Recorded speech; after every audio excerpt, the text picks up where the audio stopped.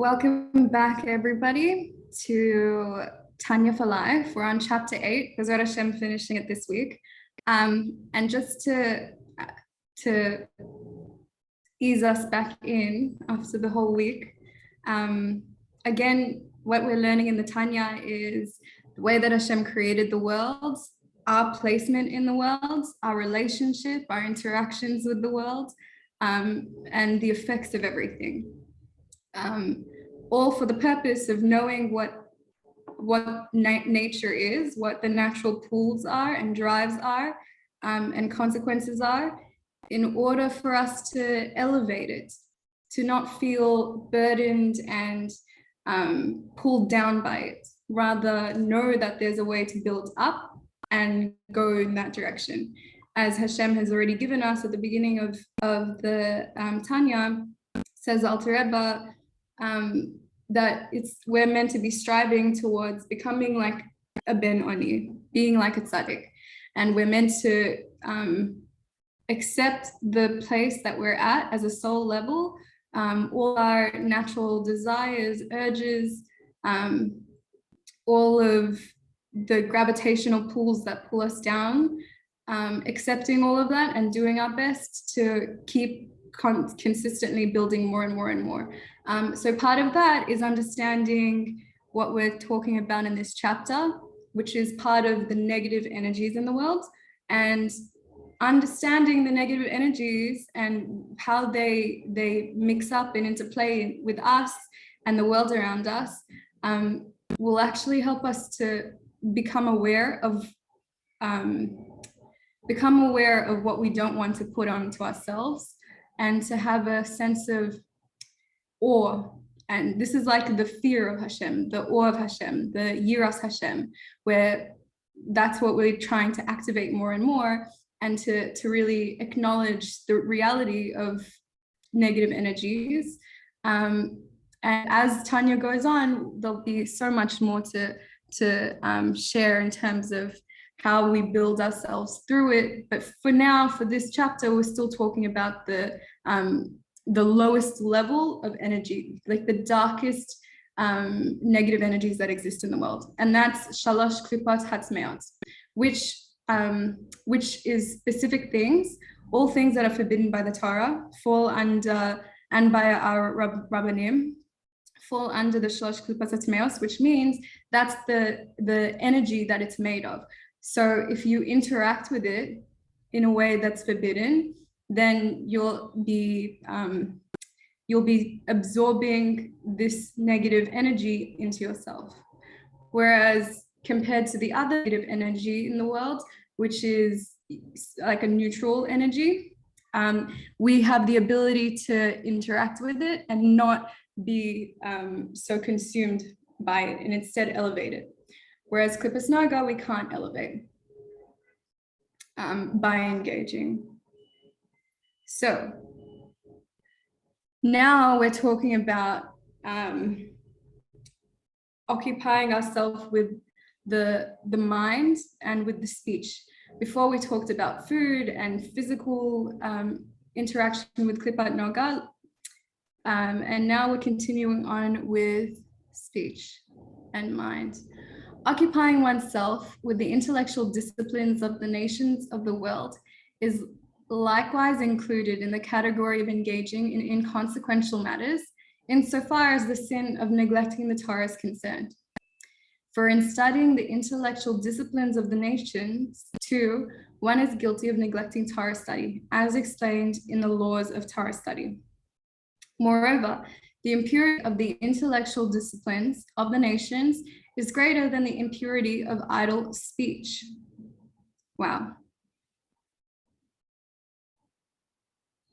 For the latter clothe and defile only the emotions which emanate from the holy element of Ruach, which we already learned is the air element within his divine soul. By tainting them with the impurity of Klippas Naga contained in idle speech, which is left from the evil element of Ruach, air, one of the components of the animal soul, as is mentioned above. And this will tell us that the godly soul and the animal soul both are composed of 4 spiritual elements. We talked about them in chapter 1, fire, air, water, and earth. The emotions such as love and fear, which one expresses in idle talk, emanate from the element of air. Thus, idle speech defiles the emotional attributes of the divine soul, which emanate from the holy element of air, by using them in the service of the animal soul's element of air, i.e., its emotional attributes, which are impure, since they derive from Klippas Naga. So this is telling us, again, like we've learned, we already know that using our animal soul's faculties, air is speech. So by engaging in the world with talking, if it's not for holy, then it's not the godly soul.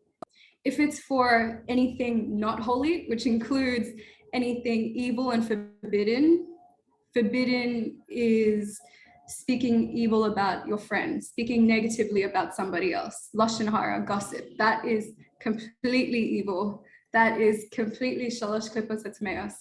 That, including anything that's not evil, anything that can be just, how's the water today? What's the weather like? Those things are mundane, and because they're mundane and not holy, it means that that's calling on the elements of air in the animal soul, which, as we learned before, comes from Klippa. So what Miriam would explain to us there is that by engaging in the world with things that come from the animal soul, we're burying ourselves more, burying the beautiful light within us, which is the godly soul. When we use when we use our godly faculties, then we're actually elevating ourselves, redeeming ourselves, getting rid of the gunk that's in the way so that our soul can shine through and express. And that's like we talked about with the babushka dolls. There's the body, then there's the animal soul, and within that is the godly soul. So by engaging in the world with things that cover up and bury our soul means our animal soul becomes bigger and blocks out the light. There's like stains, there's blockages. That's what negative energy does. So it is within our choice, within our ability to always do more and more and more and more to redeem ourselves. It's also within our ability to refrain from things that will bury us more and more, which here we've talked about using your speech, which is the air element, and also using your mind. Your mind comes from the energy of the earth. So earth element, using that earth element, the earth element of the godly soul means anything holy, contemplating on godliness, contemplating on these concepts that we're learning, thinking of Hashem, L'Shem Shemayim, just wanting to connect with God. Anything that's holy means that you're using the earth element of your godly soul. Anything that's evil, forbidden, such as contemplating on doing a sin, let's say, contemplating on hurting yourself, let's say, or contemplating on, I don't know, whatever it is, all these sins, using your mind to sin, or to do something that's not holy, means mundane. Like we said here, learning the disciplines of the nations. So we've talked about other philosophies in this class, and even the different feeling that we felt learning other philosophies, that it hasn't felt completely whole, completely pure. There's always felt like it's something blocking us, and that's because it really is. So anything that's not Tara means that you're engaging in the world through your animal soul faculties. Know that if you engage in the world through your animal soul faculties, then you're burying your soul more, which means it'll be harder for you. What are symptoms that can come out of that?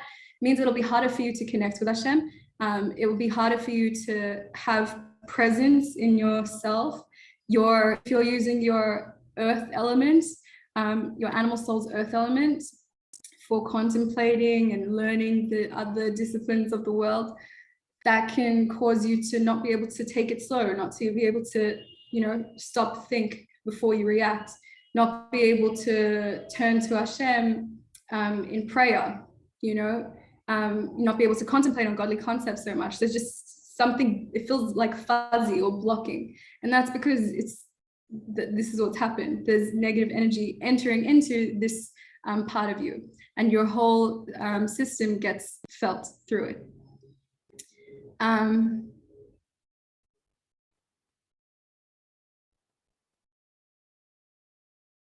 How lucky are we that we learn about all of this?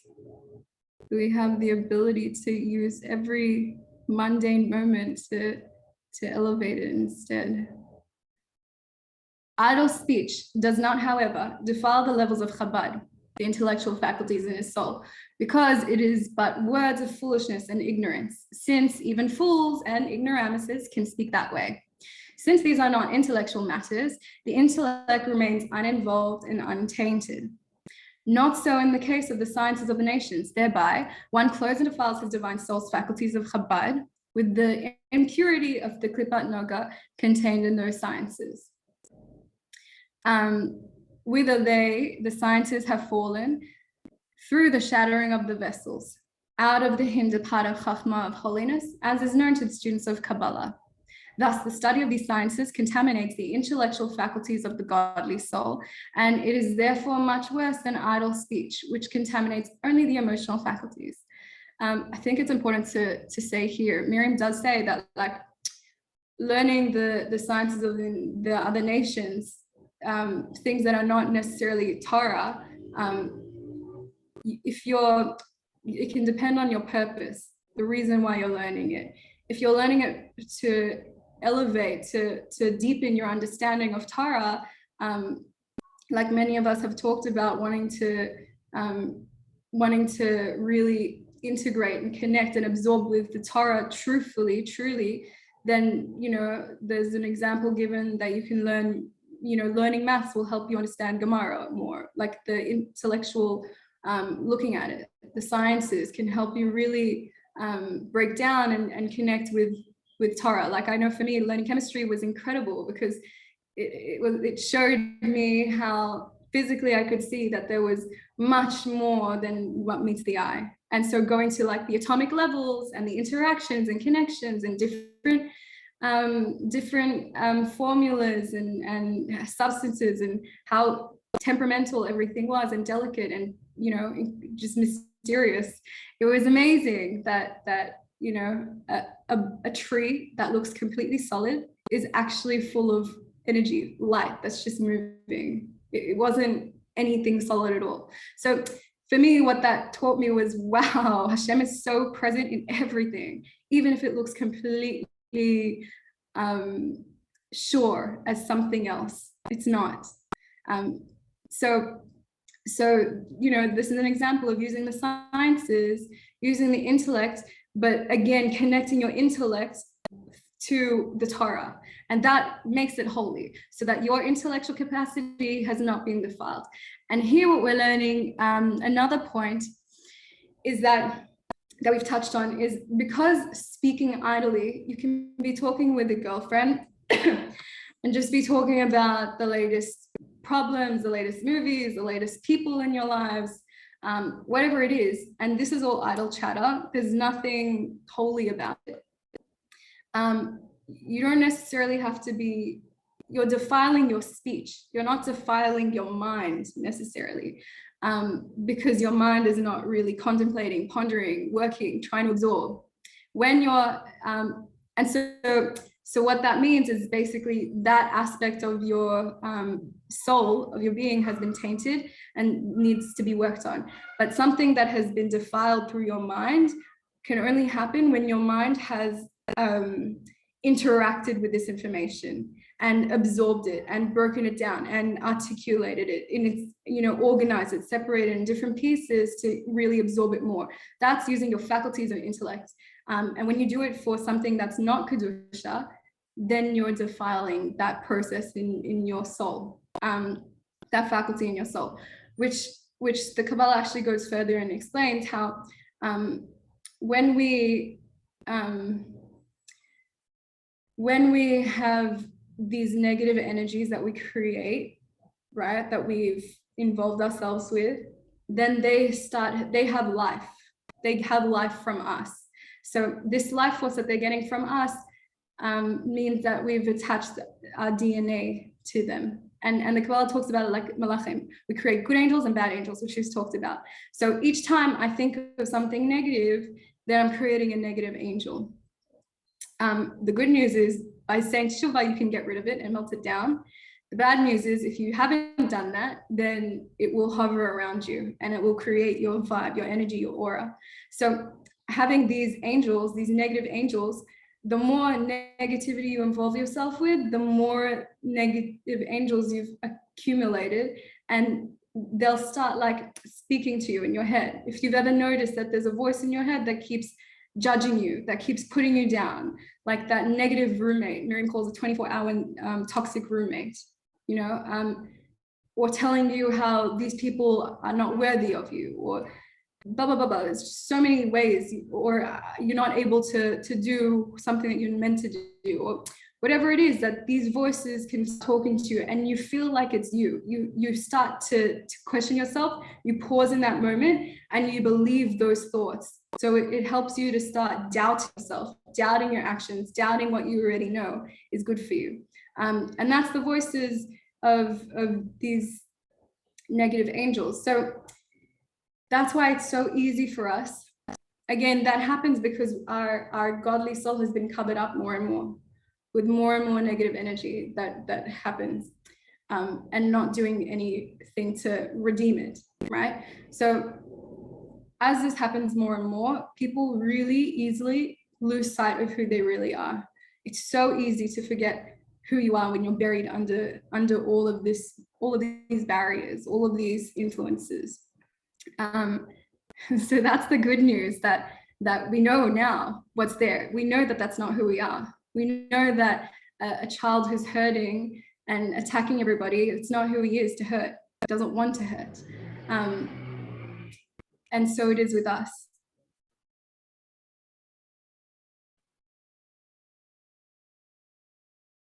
Okay. Oh, here's where it says, when one employs the sciences as a useful instrument, as a means for earning a more affluent livelihood, also with which to be able to serve Hashem. Wow. So that's amazing. Again, there's like so many ways we can apply this, by using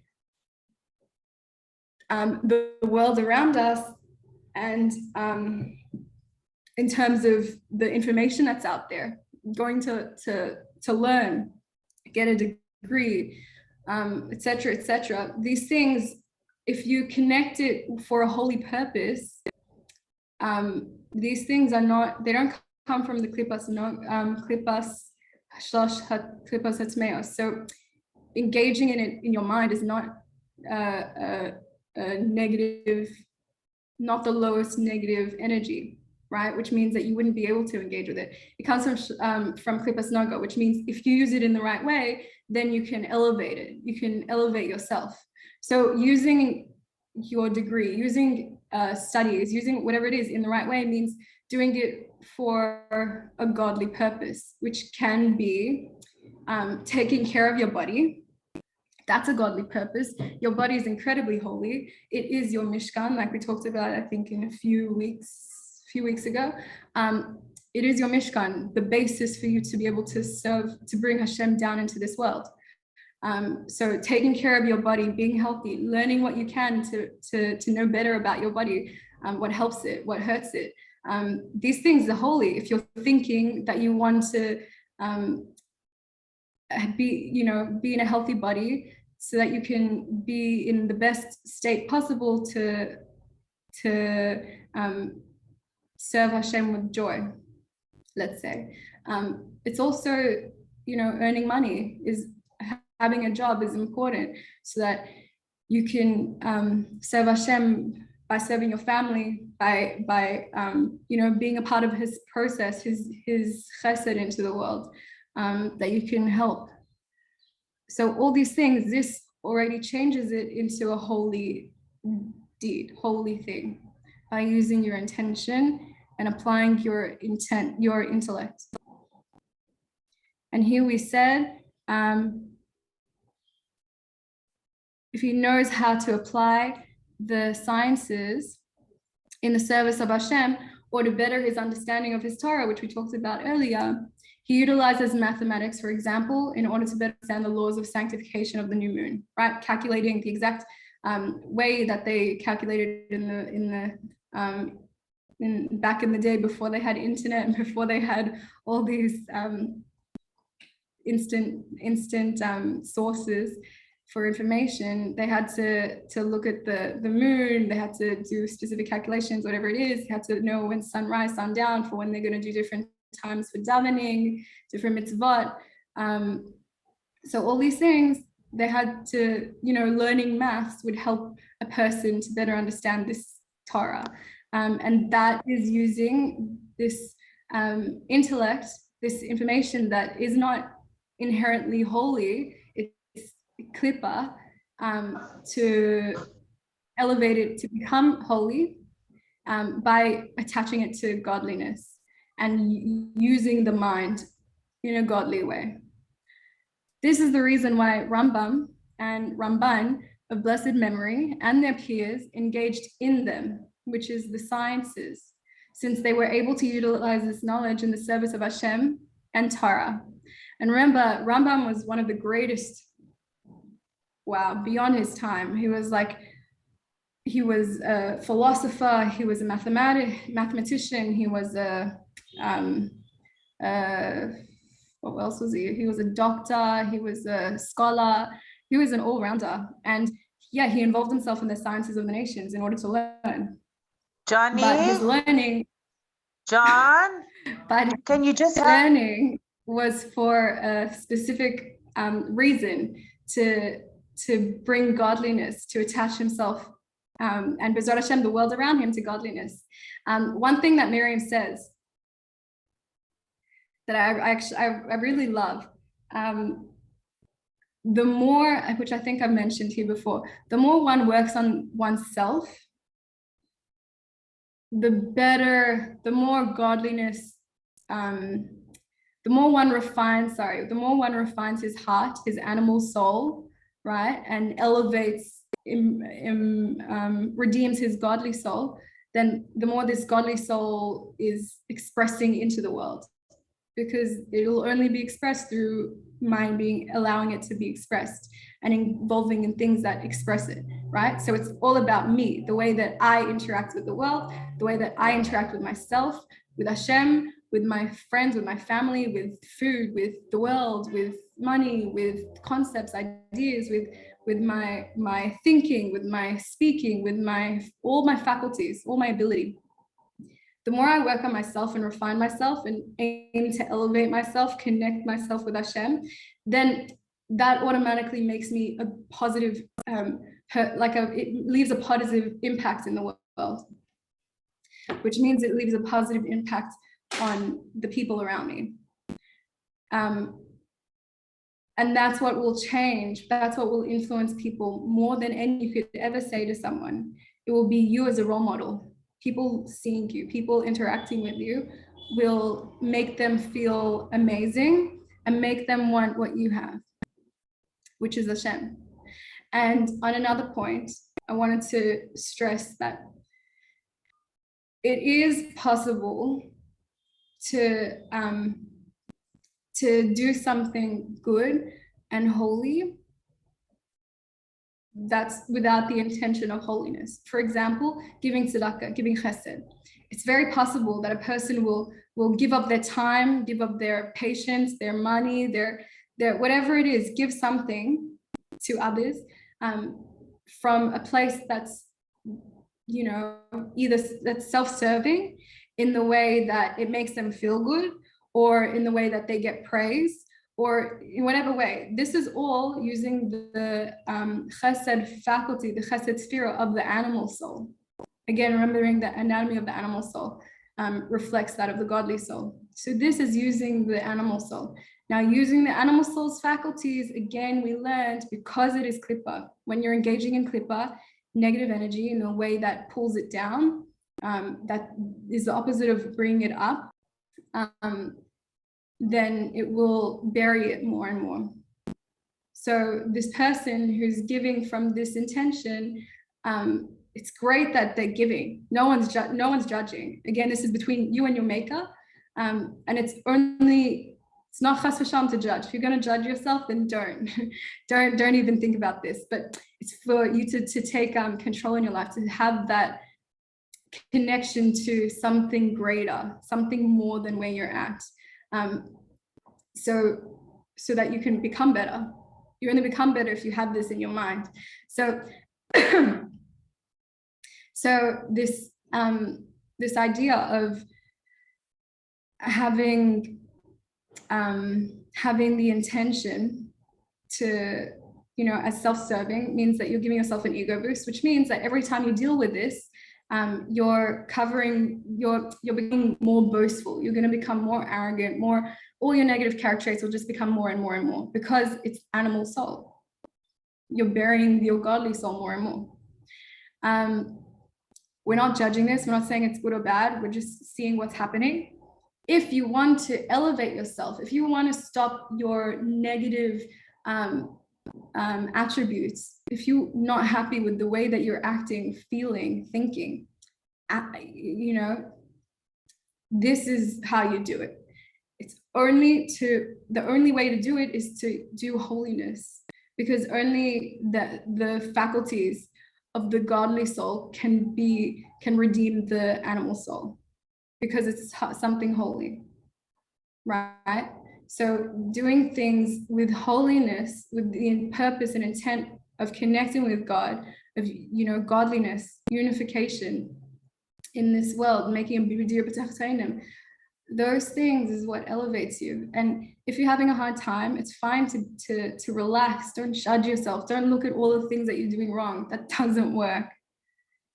Have more moments have more ben oni moments, more moments of of godliness. Even if you're doing so much that's mundane, you can inject intentionally a few moments of holiness, and in that way you'll see that little act is redeeming more and more of your true self, so that more and more it'll be easier for you to identify with that part of you and to shed all the negativity, right? And also the Alter Rebbe says, he explains to us that by it's a very hard thing to be like a tzaddik, especially if you're having a hard time judging yourself for where you're at. If you're seeing yourself doing thinking the same things that are not up to your standards or up to Hashem's standards. And the same, if you're feeling that way for yourself, of course you're feeling that for other people, whether you acknowledge it or not. So what must be done is, says the Alter Rebbe, the more that you use your mind to think about, to contemplate, to meditate on a tzaddik, not on the way you think and feel, on the way a tzaddik thinks and feels, on the way a tzaddik would engage in this situation, on the way a righteous person, this tzaddik would, the way he would, his actions, that's inspiring, but not only inspiring. Again, we learned a basic tool of CBTT is using your mind to redeem your heart. And again, the heart is the issue. It's the heart that is burdened and hurting and covered up with all the clippers, because that's where the animal soul lives, in the left ventricle, right? So all your negative feelings, all your hurt, all your pain comes from there. It doesn't come from you. It comes from this part within you. And from there, it spreads to everything else. So our purpose is not to fight with it intellectually, but it's to transform it, to refine that part in us. So how does that happen? Again, through using our intellect more and more to see this holiness. It's not just goodness. It's not just not evil. It has to be holy. It has to be godly, because again, only holiness redeems us. And using our mind to contemplate really allows what's in our mind to transfer into the heart. And so that's what the Alter Rebbe says, a little tip for us. And a tip from Miriam is to have more bein oni moments, which means just like taking vitamin C, vitamin B, vitamin B12, taking your vitamins to keep more healthy.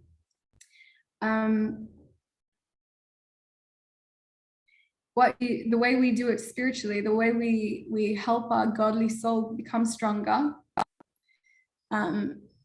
is by taking aside a few seconds, a few minutes of our day to actively engage in this moment, whatever it is, whether it's being present with my food when I'm eating, whether it's being present with my child when they're throwing a tantrum, whether it's being present within myself when I'm feeling hurt by the other person, whatever the situation is, it's choosing to have a bein oni moment. Instead of acting the way that I naturally feel the pull to do, whether it's feeling sorry for myself, victimizing, whether it's holding resentment, feeling like a martyr, or it's, going on a battle to change reality. No, like by choosing to act not like you, but as a bein oni, as someone like a tzaddik who thinks, who acts, who speaks as a tzaddik, completely pure intentions, completely holy intentions, holy actions, holy feelings. By doing that more and more and more, that's how we help aid ourselves spiritually. And Miriam calls it vitamin B12, B6. So B, bein oni, 6 minutes. I'll choose to focus this 6 minutes to have a bein oni moment. So it's extremely powerful. It's really extremely powerful, all of this. Now let's finish up the reading here. Regarding that which was stated at the beginning of this chapter, that a thing prohibited even by rabbinic enactment remains attached to the 3 unclean klippot and cannot be elevated to holiness, even when it is used unwittingly and for the sake of heaven, i.e., in order to have strength to study and pray. And then we're going to tell a following story. It's basically what the idea, I think we have talked about it before, is even if you have the right intentions, even holy intentions, and you're doing something that's not something that's from the lowest point of energy, that receives its life force from the completely lowest part of energies of the world, the klippas, even if you do that for the sake of Torah, then you're not elevating it and you'll bring yourself even more. The reason is because it's not Hashem punishing you, chas v'shalom. It's Hashem's telling you that this is something you're actually allergic to on an anatomical, on a spiritual, basis. Your body, your energy cannot mix with this energy. So doing it, even for holy endeavors, you're engaging in this energy that is, hurtful for you. So don't.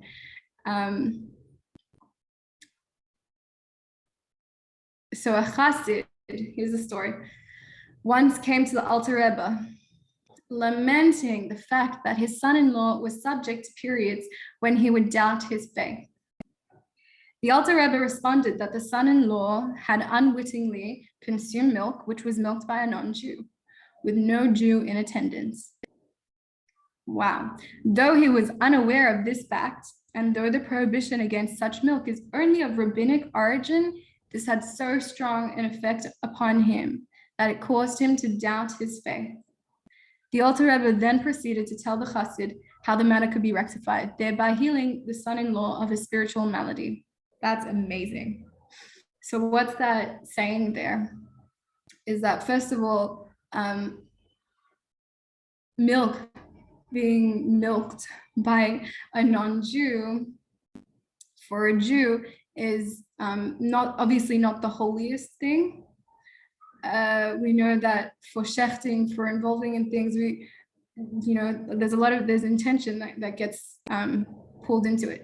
And at the very least, if there's no intention, then still the fact that a Jew's neshama is doing something, that's helpful to other Jewish neshamas.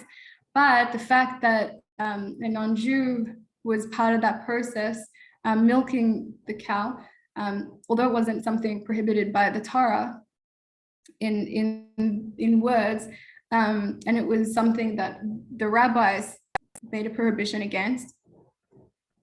This milk had the energy of this negative energy. So this negative energy, when it was ingested by this chassid, this a person who's dedicated his life to Hashem, then this person started doubting. He had doubts in his faith. Again, like we talked about, when you've got all these voices that sound like you and you think are you, so you start believing it. Is this true? How can I be really sure if there is a God? How can I be really sure who I am? How can I be really sure of da-da-da-da-da? So all these things that cause you to doubt yourself, cause you to doubt your faith in God, cause you to doubt in your actions, these holy actions, then that just shows you that there's this negative energy there. So this Rav, again, tzaddikim, and there are many levels of tzaddikim, but tzaddikim generally have a much better, clearer sense of truth in the world. They have a clearer connection to higher levels, so that they're not just living in this world that can easily just be deceptive and seem so negative or so evil or so boring or so whatever it is. Just like that tree, most people will look at a tree and think that that's completely solid. There's nothing unstable within it. But really, to a scientist who knows the molecular structure of it, they'll see that it's not solid. It's completely moving. It's completely the opposite of what I think. So that's like a tzaddik. A tzaddik has much more revelation, understanding of the world. All of his faculties are holy. They're used for holiness. So he has a better way of seeing the world than we do. And some tzaddikim actually have the ability to see, crazy things that are not physically possible. Like this Rebbe was able to see that this person had a spiritual reaction to something that he ate, and he was able to see exactly what it was. He didn't ask questions. He didn't do this, that. He saw, he knew this is what happened. You weren't even aware of it. The person wasn't even aware of it, but this is what happened. And it's showing us exactly what we were talking about. But even more so, what we were talking about in another lesson, how important tzaddikim are in our generation. Wow.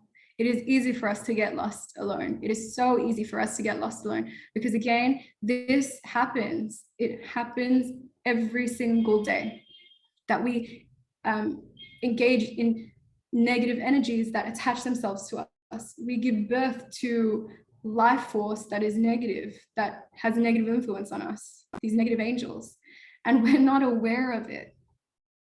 So these the speech that comes, the thinking that comes out of it is telling us to doubt everything we know, is telling us how bad we are. It's the voice that's judging us.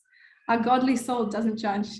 Our godly soul wants unity with the world, with Hashem, with others, with ourselves. The godly soul wants unity with yourself.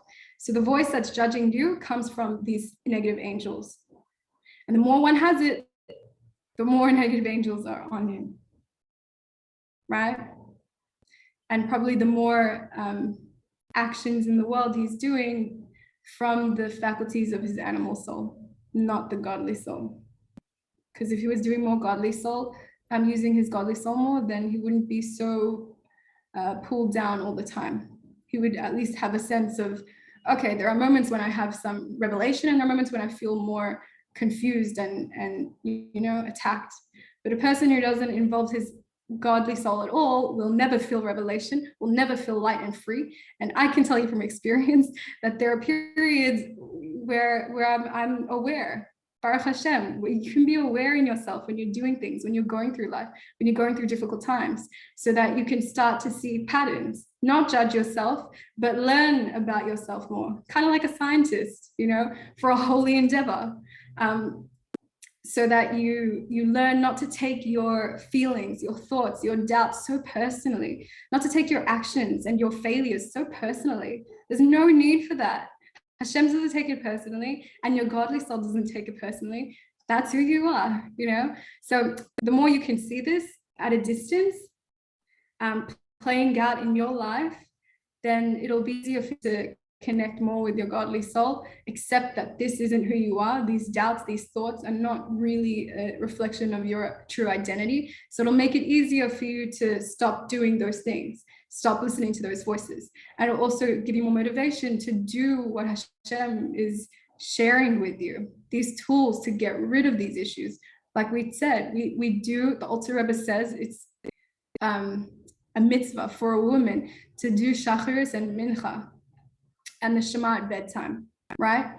And for men, of course, they do even more prayers. But for a woman, we have the tachnun, we have these places where we learned in the other chapter, it's like a double-edged sword. When you go through the tachnun, when you go through Hashamnu, Bagadnu, you're saying, Hashem, I am aware that I'm not a tzaddik. I'm not a tzaddik gamor, which means that I have engaged in the world in a way that hasn't been holy.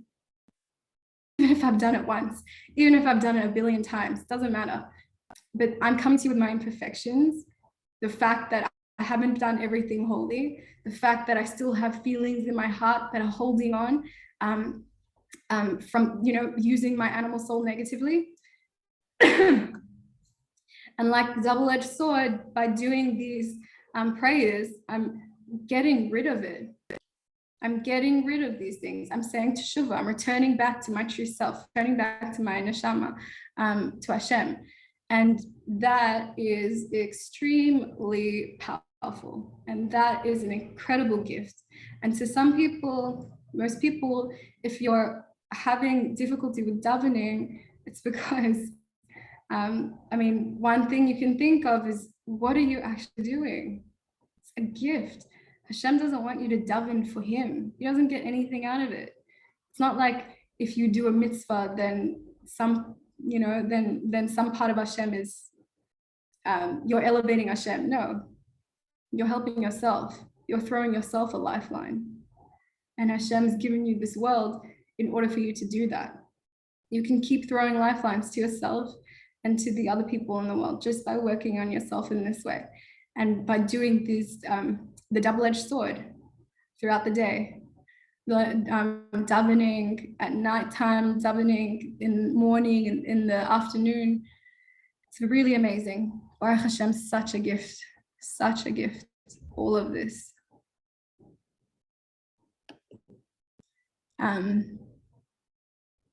So we're always wanting to take it higher, to see a higher reality of spirituality in our minds, even if we're feeling yuck inside.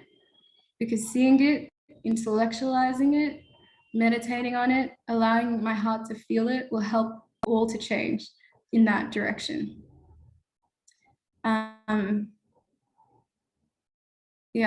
So maybe what we'll do is we'll do a meditation now. Let us do a meditation.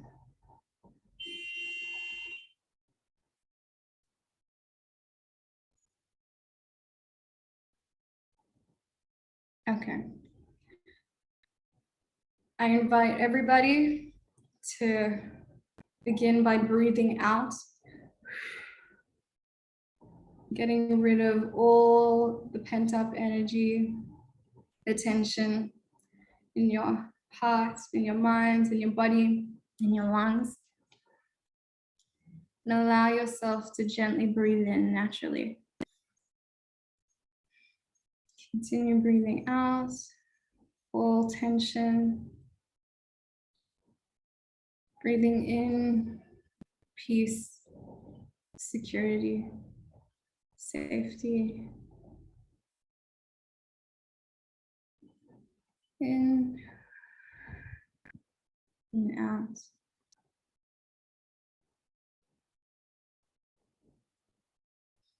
Imagine each part of your body, your feet, your toes, your ankles, calves, your legs, all the way up, your pelvis, your belly, all the organs within, your back, your spine, your nervous system, all your muscles. Imagine moving up even more, your heart, the left ventricle, where the animal soul lives, the animal soul that may be hurting, may feel damaged, may feel bruised.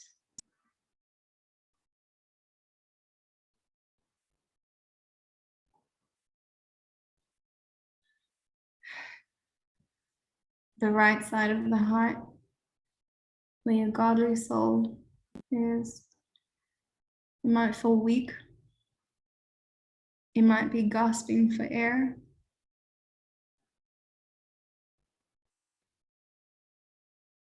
Breathing into these spaces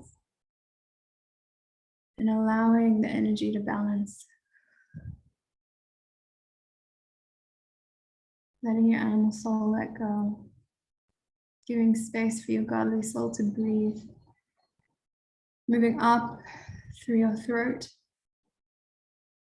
This narrow bridge between heart and mind. Imagine any blockages, spiritual blockages, physical blockages.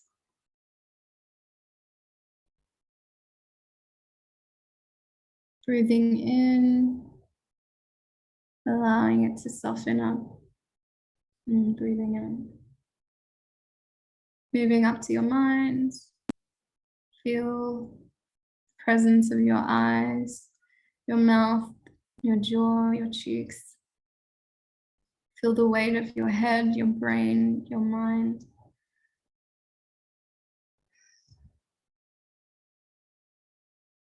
With awareness, in a restful state. Relax and invite Hashem in.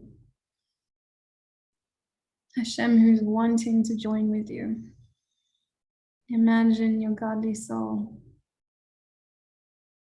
mostly residing in your brain. Imagine it yearning to reconnect with its source, like a flame always flickering up to Shamayim.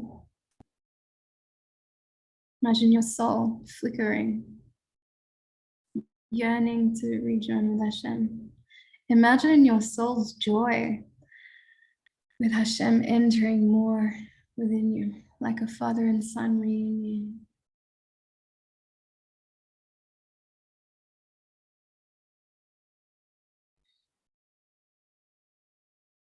Feel all the tension melt away, and in its place, feel the softness of the tension from Hashem. The wise joy coming into you.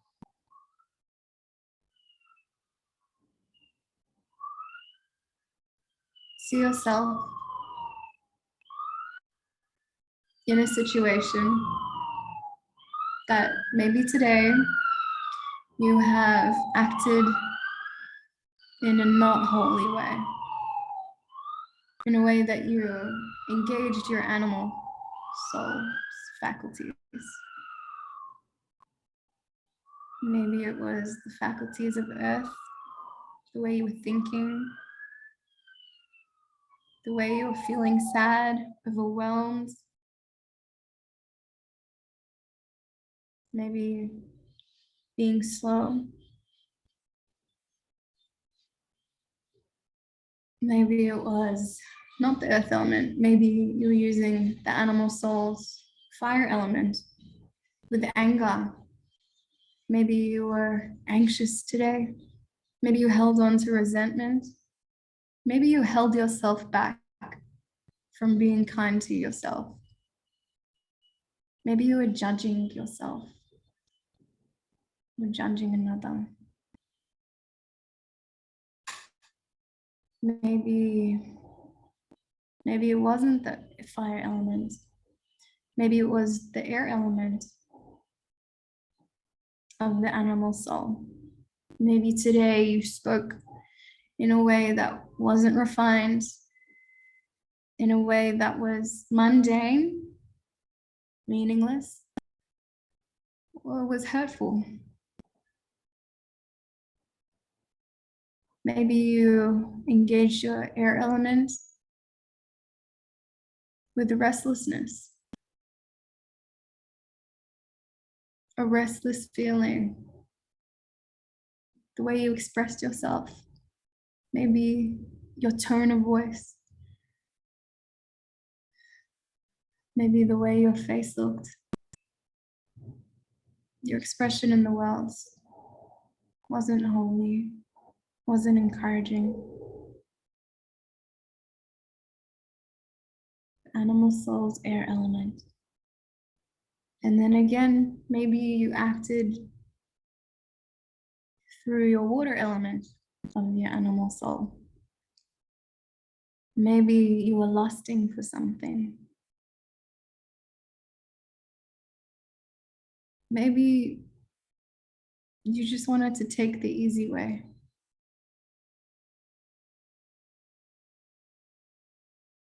Engaging in pleasure of the world that the world so easily offers,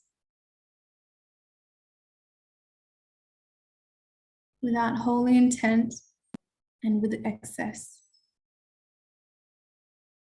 Okay, so imagine you are one thing and see yourself playing it out in your head. That image of you engaging your animal soul's faculty of either water, earth, air, or fire. Exactly as it happened. Notice what faculty you're using and how.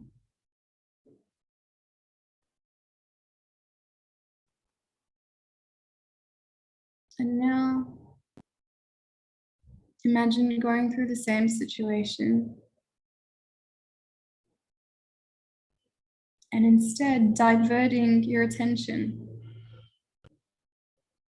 into something holy, choosing to have a banish moment, a vitamin B6 moment.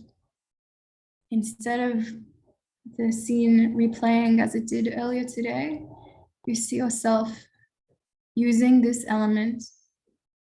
If it was earth, using your intellectual faculties, the feelings of depression and sadness, instead use it to be aware of Hashem, to open something holy, to take a moment to be out in the breeze, in your mind at least. Inhaling godliness, letting go, learning, going on the internet, pulling up some holy books and reading, learning these holy concepts and putting your mind and focus on this, concentrating on what you're learning, and feel your mind working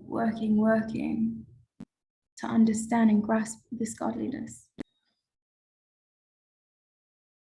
And in this holy act that you've done, this pursuit of holiness, believe that you just redeemed you.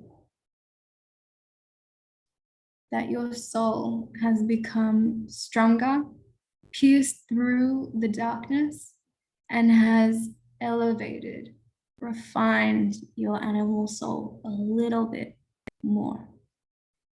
With this happiness, with this joy, engage in something else if you want to, something else holy. With your fire element, maybe using this fire element that previously was of the animal soul's anger, anxiety, resentment, restriction, using it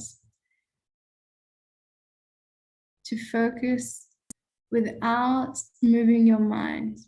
Refrain from getting distracted, from being in awe of Hashem, wonderment, amazement that even as you're here, Hashem is giving you life force.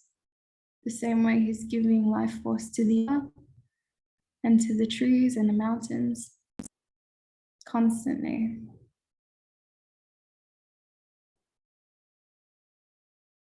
Be in awe. Use your passion, fill your heart,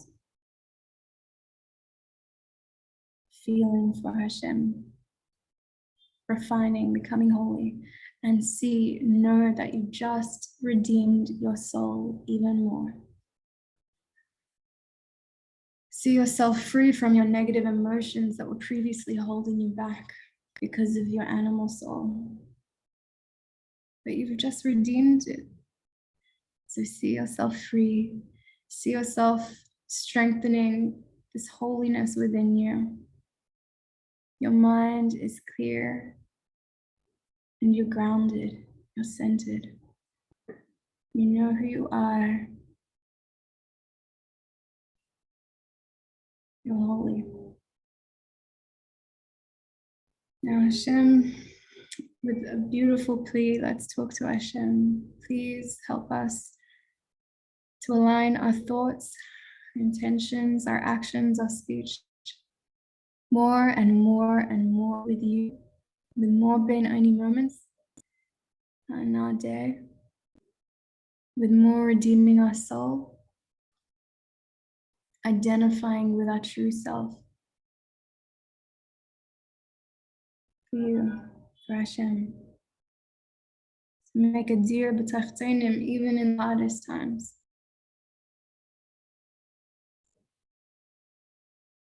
And let's come back into our body. Hashem, please, may the thoughts in our minds, meditation in our heart, may you groove it into the deepest recesses of our mind and transform our animal soul for purity and holiness more and more. Again, focus on your breathing with lightness, a little bit more lightness, freeness, joy. And I'm gonna present you a question to meditate on through your week. When can you have more, another ben-oni moment? Where can you let go of everything? Your heart, your mind, in order to have a ben-oni moment, holy connection with God, and then redeem your soul. Get rid of the negative energy and redeem your animal soul with it. Where can you have another ben-oni moment?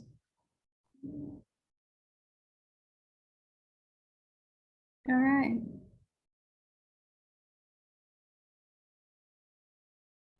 Thanks, everyone.